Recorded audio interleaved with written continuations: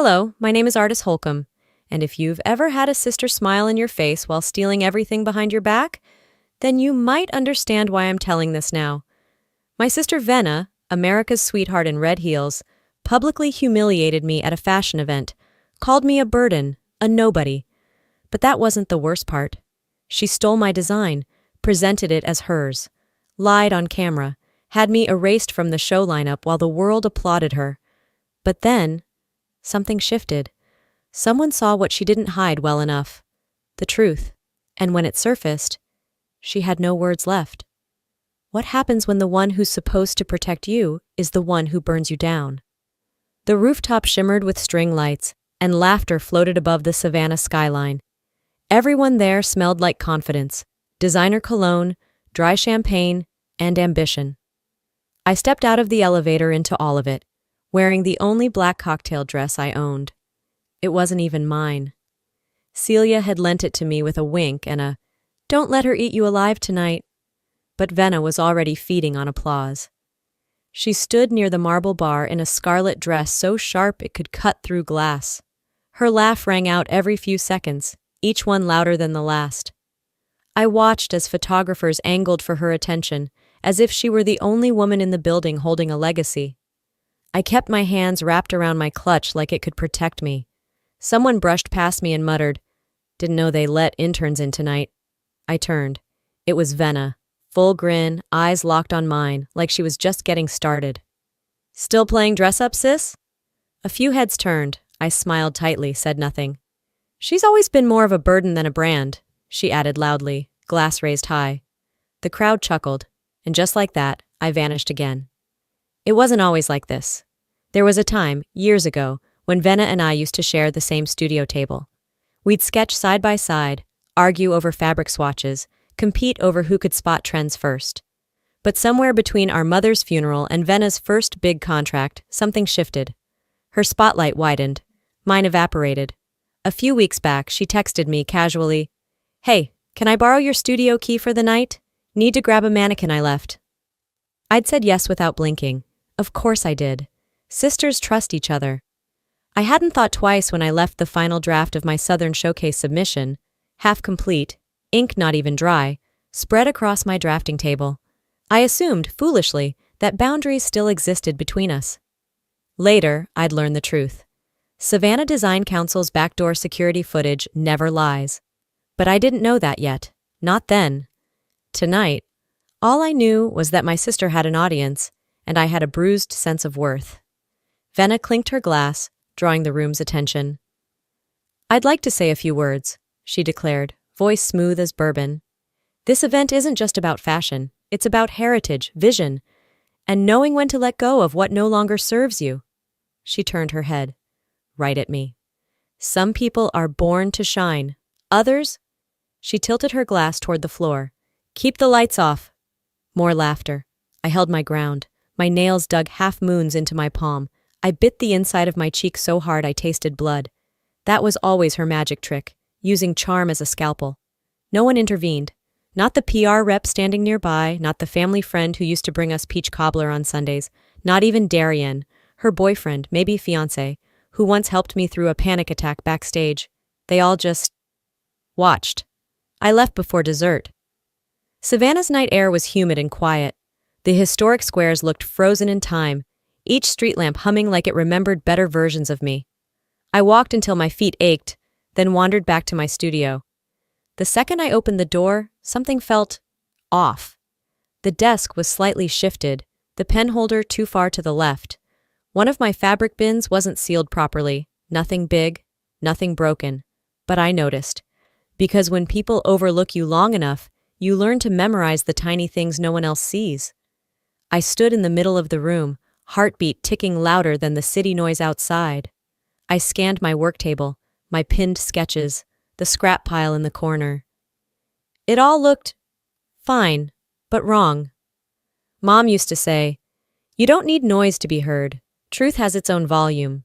That night, the truth said nothing, but it echoed. And in that silence, I heard something louder than applause, something breaking.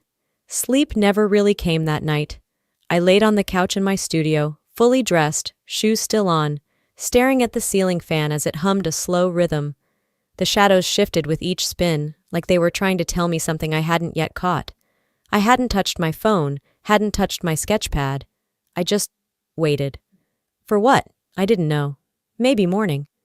The sun rose without ceremony, just a pale glow creeping over the windowsill. I finally sat up and checked my email. The official Southern Designers Showcase portal had updated its page. I clicked refresh once, then twice. By the third time, I realized what was missing. My name? Gone. Erased from the list like I'd never existed. I blinked at the screen, then scrolled again. Maybe it was a technical error. Maybe I was listed under the wrong category. No, it was deliberate.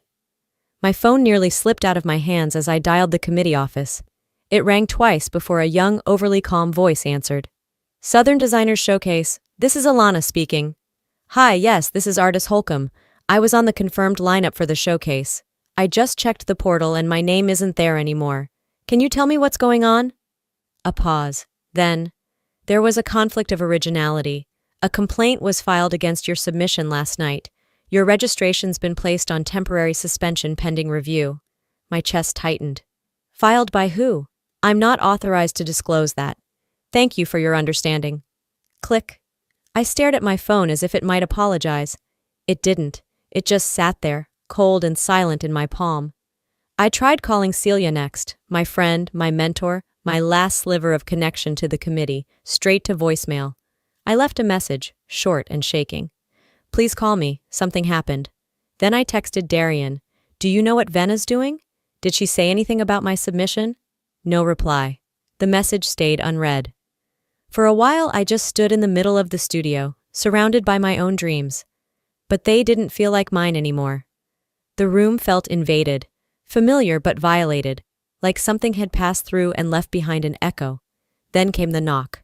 No, scratch that. Not a knock. A shove. Like something had been forced under the door. I turned slowly, heart already pounding. A yellow envelope. No return address. No handwriting. Just there, like a dare. I bent down, picked it up. Inside was a single sheet of printed paper and a grainy image. No signature. No explanation. Just 6 words. Walk away quietly. You won't win. And below that, a photocopy of my original design. My sketch. Only my watermark was gone. The little swirl of my initials, the date stamp, even the digital thread count overlay, erased. I read the sentence again. Walk away quietly. I crumpled the page in my hand, then forced myself to uncrumple it. I needed it. Evidence. Proof. But more than that, I needed to understand just how deep this went. I turned to my computer and opened the folder marked Showcase Final. All my original files were still there, time-stamped, layered, annotated, mine. But none of it felt safe anymore. I sat down at the desk and stared at the screen. At first, I tried to go through the motions. Open, copy, export, pretend like I had control. But the longer I stared, the more the doubt grew teeth. What if they were right? What if I had already lost? Before the first stitch was sewn, before the first sketch was inked. I could still hear Vena's voice from the night before. Some people are born to shine. Others, keep the lights off. I felt the weight of those words now like lead in my bones. And then another voice, much older, whispered from the back of my memory. When they silence you, write louder. My old mentor once told me, don't fight for attention, fight for your name. I breathed in, clicked save, and just as I stood to grab my notebook, I saw it again, my desk drawer, just barely cracked open. I never leave it like that. I reached for it, hesitated, then pulled it open fully, empty. No spare sketches, no pattern templates, just the faintest scent of her perfume, Vena's, something citrusy and artificial. A sour taste filled my mouth. But it wasn't the sketch that scared me. It was how fast someone else had made it disappear. I left the drawer open that morning, staring into its hollow space longer than I probably should have. Then I locked the studio, tucked the envelope under my coat, and made my way to the convention center. The city was already humming. Traffic lights blinked lazily over Bay Street as early joggers passed with earbuds in, oblivious to the world I was stepping into. A world where someone was trying to erase me in broad daylight.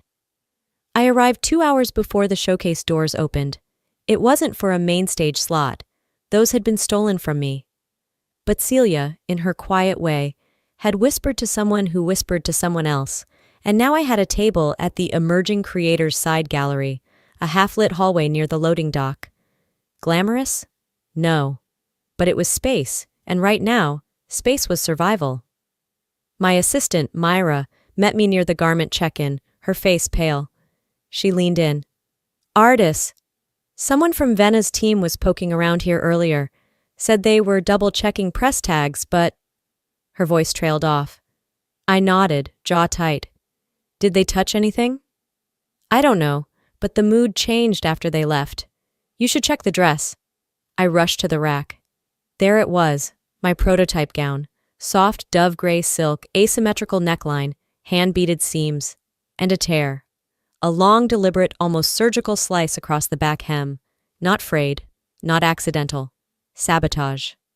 I didn't speak, just ran my hand across the damage like a mother checking for a fever. Vena didn't want to beat me. She wanted me gone. An hour later, the showcase began. From the wings, I watched as models shimmered down the catwalk in glowing gowns, brilliant layers of chiffon and contrast stitching. Voices buzzed from VIP rows, press badges flashed. My name wasn't on the schedule, but I waited, just in case someone, anyone, remembered I was here. And then, Vena took the mic. She wasn't supposed to. The MC had just announced a break before the final segment, but Vena strode on stage like she'd paid for the floor beneath her. Hi everyone, she said, perfectly poised. Before we continue, I just wanted to address something quickly. I felt the air shift. Myra gripped my wrist. Celia, across the room, straightened slightly. Vena smiled wide. There's been some unfortunate talk this week about design overlap, plagiarism, and I just want to be very clear. My work is original. It always has been. I don't need to borrow or copy to shine. She paused, letting her words land. If anyone else feels differently, well, I suggest they let the sketches speak. Laughter. Not loud, but enough. A low ripple of uncomfortable chuckles, heads turning. I stood there frozen, clutching my ruined gown, pulse pounding. She hadn't named me. She didn't have to. Everyone looked. Someone whispered, "Is that the sister she's talking about?" I didn't flinch. I didn't cry. I held the gown tighter, and I watched her. Vena turned, satisfied, and handed the mic back. The crowd clapped, nervously, unsure if this was drama or performance art. Celia caught my eye across the ballroom. She gave the faintest nod. No words, just, I see you. That was enough. I walked out of the convention center before the final segment began. No dramatic exits, no shouting matches, just silence. The only kind I could control. 3 blocks away, I ducked into a corner cafe with a faulty Wi-Fi router and lukewarm espresso. I didn't care. I opened my laptop, connected to my cloud, and started downloading. Time-stamped sketch files, email exchanges, studio access logs, security footage thumbnails. Every thread I thought might matter. Every receipt she thought I didn't keep. And then, finally, my smile returned. Small, barely there. But it was real. Because she may have stolen my sketch, but I kept something she didn't know existed. Proof. I stayed in that cafe until the sun dipped below the rooftops, casting long gold shadows across the sidewalk. I didn't want to go home. Not because I feared what waited, but because I didn't want to face the silence in my apartment just yet. Silence wasn't safety anymore. It was reminder. Still, by 8, I found myself back at my place, flicking on lights and toeing off shoes like routine could still protect me. The air inside was warm and still. I made tea, sat, stared at my laptop. On social media, Vena was everywhere. Headlines praised her bold reinterpretation of heritage silhouettes. She posed in crimson, smug and spotless, like the drama had never happened. I typed my name into the search bar. Nothing. Not a single tag. Not a mention. I had vanished. I clicked into my cloud drive and renamed the folder with trembling fingers. Sketch backup, original proof. It was organized now, chronological, annotated, ready. I didn't have a plan yet, but I had a record. Across town in a sleek loft lined with black and white photo prints, Darian sat at his editing console, headphones around his neck. He wasn't working. He was watching footage from the show, and watching her, Venna, on stage, radiant, lying. He paused the video and looked over at her iPad, still logged into their shared cloud account. For years they'd synced everything, for convenience, she said. Curiosity made his fingers move. One swipe, then another. Photo gallery. And there it was, a high-resolution image of a sketch. My sketch, dated, geotagged, snapped at night. In my studio. Darian leaned back. His mouth parted, but no sound came. He tapped the info tab. Metadata was intact, time-stamped 2 weeks before the showcase. He stared at it like it might blink first. Then, quietly, he saved it to his desktop and deleted the sync entry.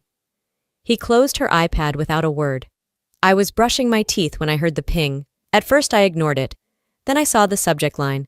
Anonymous submission for your protection. No sender name, a burner Gmail. I clicked. Attached was the photo. My original sketch, metadata included. A note below. You didn't imagine it. You were right. For a second, the floor didn't feel solid. I leaned against the kitchen counter, reading that line again. Then again. My whole body stilled. Somewhere, someone had just crossed a line. But this time, it was in my favor. I didn't know for sure who sent it, but I had guesses. And more importantly, I had confirmation. By midnight, I'd forwarded the entire file to Celia's legal contact, the same woman who handled licensing deals and quiet lawsuits for elite designers. I didn't explain, just included a message. For archive and review, please confirm receipt. Then I opened a blank document, titled it, Exhibit A, Timeline of Misconduct. I listed dates, Venna's studio visit, the disappearance, the night she borrowed my key, the day the lineup changed, the public accusation, and now, the anonymous proof. When I finished, I closed the file and backed it up twice. No anger, no panic, just precision. This wasn't revenge, it was reclamation. She'd taken the spotlight, the applause, the stage. But I still had the truth. And if she thought I was done, she forgot I've been quiet, never blind. 2 mornings after the showcase, I was folding laundry, half-focused, absently matching socks that never seemed to have proper pairs, when my phone buzzed. I picked it up with little interest, expecting spam or another shallow attempt at PR crisis management from someone orbiting Venna's sinking career. Instead, it was from Celia. Just one line. I need you at the archive room. Bring nothing. Just come. No greeting, no emoji, no context. That was all I needed. I dropped the last sock mid-fold, grabbed my keys without even changing out of my sweats, and was out the door within seconds. My heart knew the pace before my brain caught up. The archive room was deep inside the downtown building of the Savannah Fashion Council, hidden behind a false panel door near the back of the records hallway. It wasn't labeled. Most designers didn't even know it existed.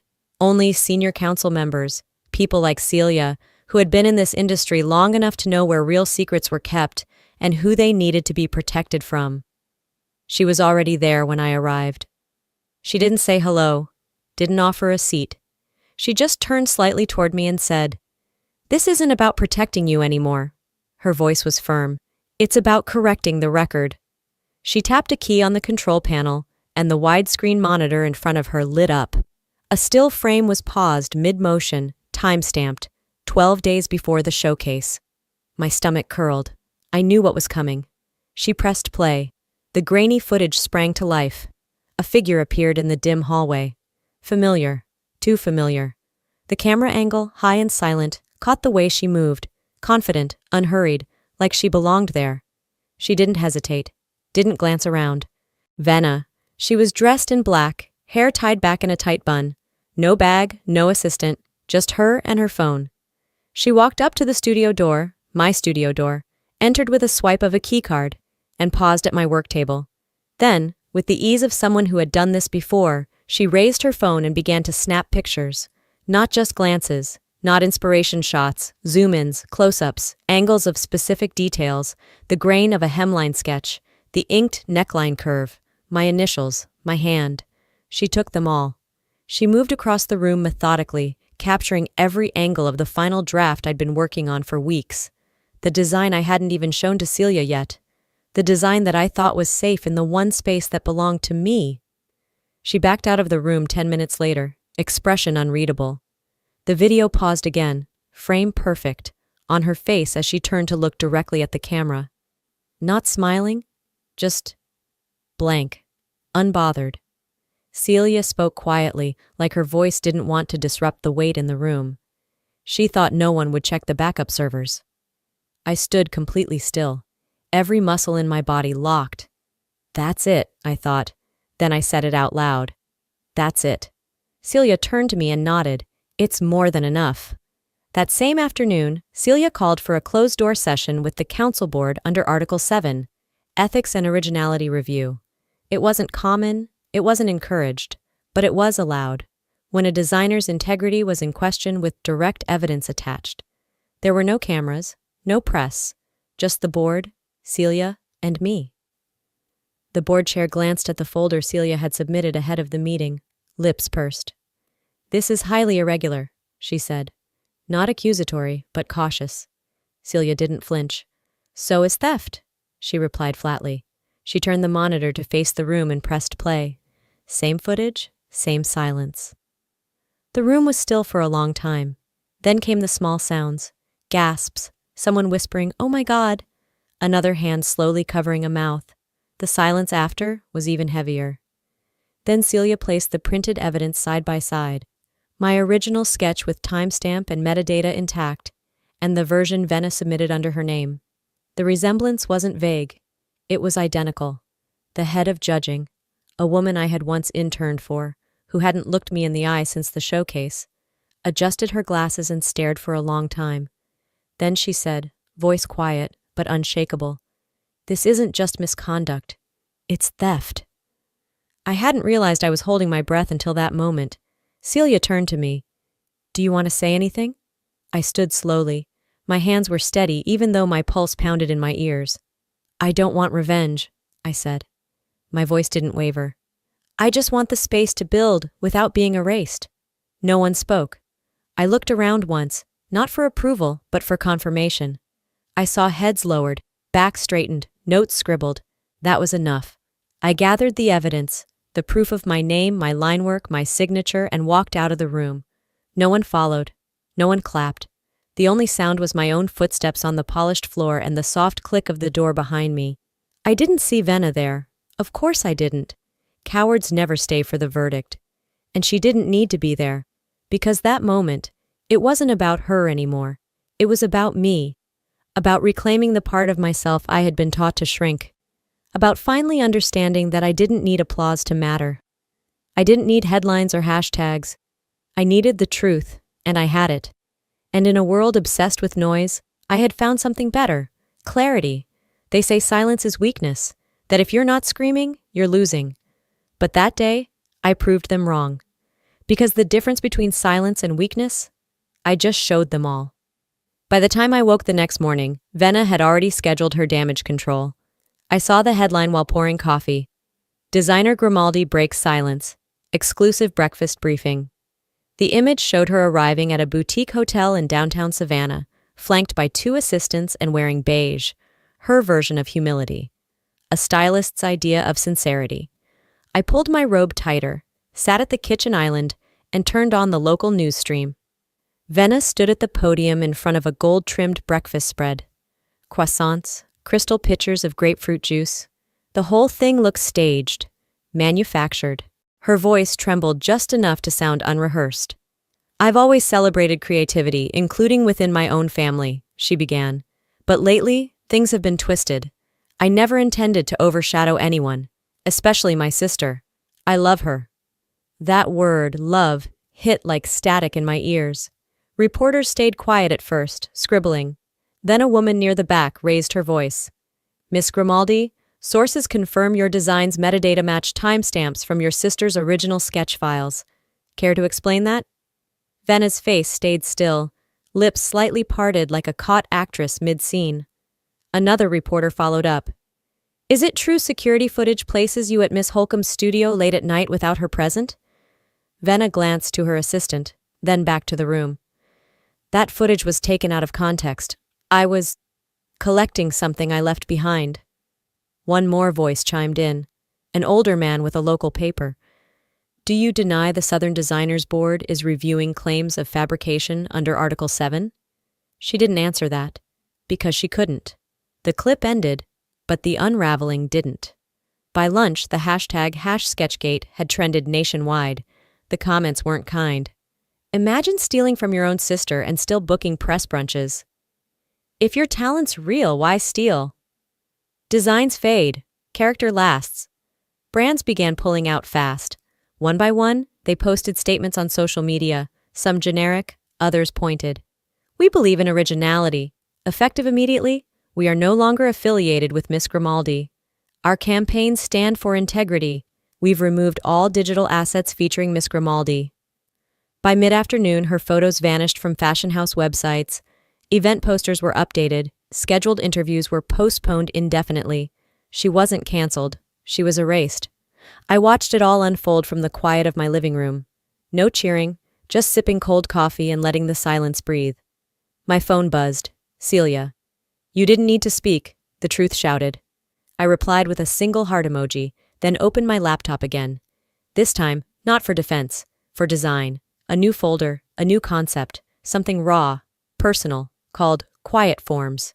Just lines and intention, for now. That evening, an email landed in my inbox. Subject: Reallocation Southern Designer Series from campaigns@southdesiree.com.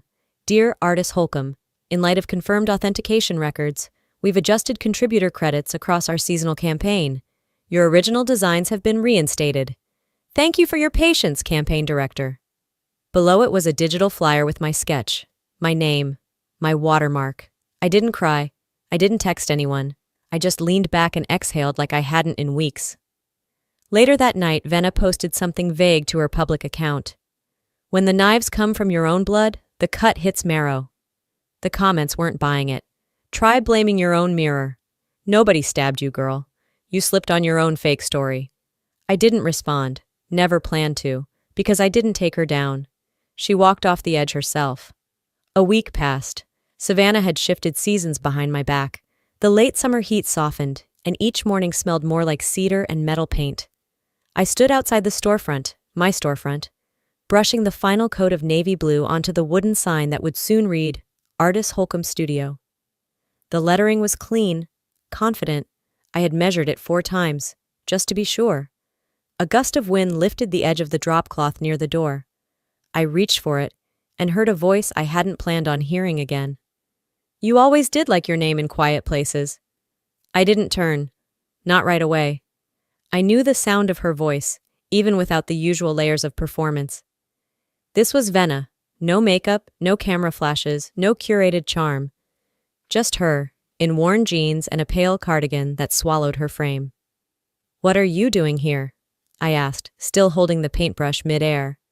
I figured you wouldn't answer a message, so I came. I finally looked at her. Her eyes were ringed in the kind of tired that doesn't sleep off. I said nothing. I'm not here to cause anything. She shifted her weight. I don't really have anyone else to come to. I laid the brush down across the top of the paint can and wiped my fingers on a cloth. She continued before I could stop her. I lost it all. The contracts, the invites. Darian moved out 3 days ago. Said he needed space to her examine trust. She forced a bitter smile. Guess I've been inspiring a lot of soul-searching lately. I leaned against the doorway and crossed my arms. I messed up, she added, softer. Not just with you, but mostly with you. I waited. That wasn't the end of it. I got caught up. I panicked. People forget fast, Artis. If you're not loud, you disappear. Her words tasted of rehearsed regret, like something polished in a mirror before showing up at my door. Do you know how many times I've had to defend myself this week? She asked, as if I might be sympathetic. And no one listens. Not anymore. Not after that tape. That stupid tape. I raised an eyebrow. She dropped the performance. I need help, she said flatly. Money, a way back in. I know you're opening this place. Maybe there's something I could do here. Admin stuff, back office, or something. That did it. You're not serious. I am, she said, finally meeting my eyes. I'm asking. I wouldn't if I had another option. I walked over to the bench by the sidewalk and sat down slowly. The afternoon sun stretched long shadows across the brick. You didn't just mess up, Venna, I said, voice steady. You burned bridges while I was still standing on them. I said I'm sorry. I shook my head. No, you said you lost everything. You said you were scared of being forgotten. You said you need help. But none of that is an apology. It's a pitch. She took a step forward, defensive. You think I'm lying? I think you're desperate, I answered. And I think you're still trying to spin survival into sympathy. Her face tightened. I didn't destroy your reputation, I said, standing. You handed it over with both hands. And now you want me to fix it? You're my sister, she snapped. Exactly, I said. And you've weaponized that word so many times it's lost all meaning. A beat of silence. So that's it? She asked. You're just going to leave me out here? No, I said, picking up the paintbrush again. I'm going to finish this sign, then open my store, then live a life I built without having to step over anyone. She scoffed. Wow, look at you. I paused, then looked her in the eyes. No, I said again. Look at you. You came here thinking the same silence you mocked me for would now become your safe space. Her mouth parted, but no words came. She turned finally, took a few steps, then stopped. So this is who you are now? She muttered, almost to herself. I stared back at my sign, brushing the last corner. No, I said. This is who I always was. You just never looked long enough. She walked away slowly. No last insult, no slam of a car door, just her, shrinking with each step, until the corner swallowed her whole. And for once, I didn't ache watching her leave. A few days had passed since Venna showed up at my doorstep, stripped of makeup, and wrapped in regret that smelled more like desperation than apology. The boutique was nearly ready now, shelves lined with carefully folded fabrics, every price tag handwritten with a steady hand that no longer trembled. Light poured through the freshly cleaned windows like it had been waiting for years to land here. For once, it didn't feel like the sun was spotlighting someone else. It felt like it saw me. And then it happened. I was behind the counter, sorting inventory into neat little categories: cotton, linen, silk. My thoughts were drifting somewhere between fatigue and quiet satisfaction when my phone buzzed. I expected a delivery notification, maybe a friendly check-in from Celia or Myra. But the screen told a different story. Reddit. A design thread I sometimes browsed in the quiet hours when sleep refused to visit. The title of the top post slapped the air out of my lungs. Ask me anything. I was her assistant. Here's what really happened. I clicked before I even realized my fingers had moved. The thread unfurled like a trapdoor. The assistant, anonymous but clearly real, was answering questions with screenshots. Real ones. Dated, time-stamped, linked to names I recognized. She wasn't speculating. She was confessing. One image stopped me cold. An email instructing her to rename a sketch file before submitting it to the Southern Designers Showcase. A-valut23.dsf became VG-Venus23.dsf. My initials erased, my watermark gone. But the lines, the folds, the shadow layering, unmistakably mine. The caption beneath the screenshot was simple. I didn't want to do it, but I was told it was part of the job. I sat down hard on the stool behind the counter. The comments beneath the post were flooding in fast. Outrage, disbelief, and something that hadn't been there before. Collective recognition. This is criminal, literal art fraud. Why does it always take an assistant to blow the whistle? Venna's empire is made of stolen thread. I didn't refresh the page. I didn't need to. The fire was already catching. I could feel the heat of it through the glass. By early afternoon, L'Ambroise, Venna's most prestigious brand collaboration, issued a statement across their social channels. We stand for innovation rooted in authenticity. Effective immediately, our collaboration with Miss Venna Grimaldi is terminated. We do not condone creative theft, regardless of personal history. More followed. Blogs, magazines, international design networks. They resurfaced the security footage. They slowed it down, zoomed in, added overlays and arrows. Venna entering my studio. Venna photographing my work. Venna uploading sketches with metadata stripped and renamed. Every frame was a nail in the coffin of her curated legacy. A lie that walked like legacy, one headline read. Another said, when ambition erases bloodlines. From the boutique window, I saw pedestrians scrolling on their phones, pausing, whispering. One woman even pointed toward my storefront, then back to her screen. Her face looked like someone who had just realized they'd been rooting for the wrong character in the story. I stepped away from the glass. I didn't need their validation. But I couldn't lie. It was a strange, steady kind of justice to witness. The world was finally catching up to a truth I'd known in silence. That night, after locking up the shop and listening to the soft hum of a tired ceiling fan, I sat in the back with my laptop open and my tea growing cold. Celia's text arrived just past 10 p.m. They want you to keynote at the new Designers Summit. No pressure, but you should think about it. I stared at it for a while. Then I opened my folder marked Rebuild. Inside were sketches, unaltered, unfiltered, just the work, clean lines, pure forms. Everything I'd once feared wasn't enough, now shining without apology. I didn't answer Celia yet. Instead, I picked up my journal, turned to a fresh page, and wrote a single line. The truth never shouts. It just waits for echoes to return. The next morning, as if the universe was doubling down, a podcast I'd followed for years uploaded a new episode. Title: Family Betrayals in Fashion, When Genius Gets Ghosted. They never said our names outright, but every syllable was laced with familiarity. The host laid it out like a cold case finally cracked open.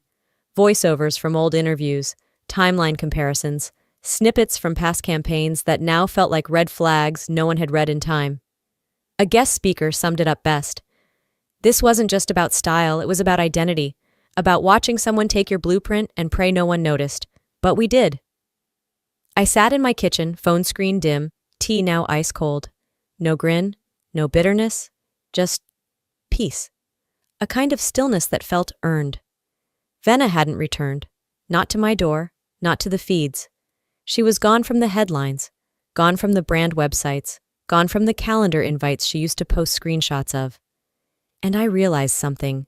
She didn't need to be here, because some betrayals don't get resolved. They just get cut loose.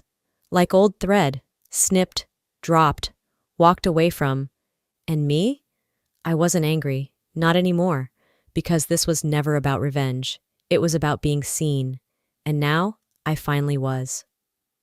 3 weeks later, I turned the key in the door of my boutique and flipped the sign to open. The bell chimed, a soft, clear sound I had chosen myself, and within minutes, a modest line of customers formed. No influencers, no gala dresses, just a retired librarian from 2 blocks over, a high school art teacher with a curious smile, and a teenage girl who asked if the draped sleeve in the window was vintage or genius. I told her, maybe both.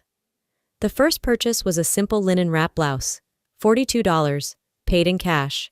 It wasn't about the money, it was about the receipt. My name, finally printed above the barcode, not buried in the footer. Later that afternoon, while I was restocking scarves, a delivery truck pulled up. The driver dropped off a plain white envelope. No stamp, no return address, no handwriting on the front, just, to the owner, printed in stiff block letters. Inside was a single folded card. The handwriting looked rushed, not shaky, determined, familiar in a way that made my stomach pause. I lost myself chasing what was never mine. I hope someday you'll see that letting go wasn't weakness. It was the only thing I had left. No name.